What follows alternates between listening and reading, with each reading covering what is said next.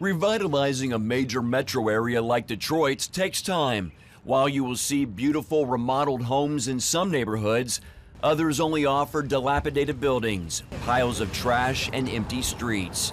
Still recovering from its 2013 bankruptcy, this city, built for nearly 2 million residents, now has less than 700,000. In the Motown area showing signs of life, you'll likely find this man as a literal driving force. Pastor Matt Cripps of Metro Life Church wants these pockets of life to grow in the right way. That's why he and his team of bus drivers head to inner city neighborhoods known for drugs, violence, and gangs to show kids a different way of life. At Metro Life Church, they call their fleet of 10 buses soul-winning machines. They travel throughout the Detroit area, picking up children to be a part of the Good News Gang. Good morning. What's up, John? What's up, young lady? How are you? What's up, sweet lady? Morning. You can't smile?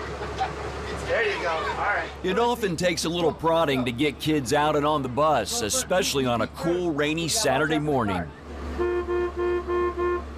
But to this pastor and his volunteers, it's definitely worth it. We want to see their lives radically transformed by the power of the gospel of Jesus Christ. And throughout the week, we're knocking on their doors. We're praying with their families. We're inviting them to Good News Gang. And most importantly, we're establishing relationship.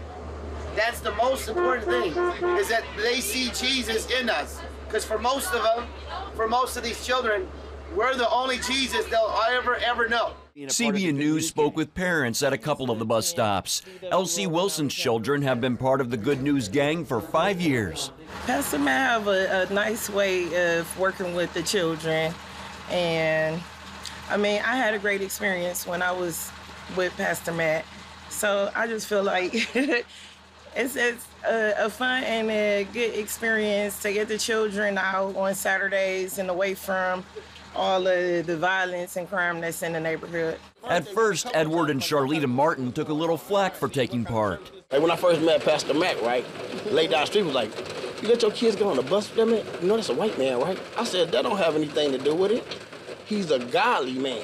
That's what I look at. I look at the godliness. I don't care about what color you are. That don't have anything to do with church, Christ, and Jesus, because we are the same in the eyes of God. Back at the church, the kids file into a huge room with prizes and fun activities like a dance contest.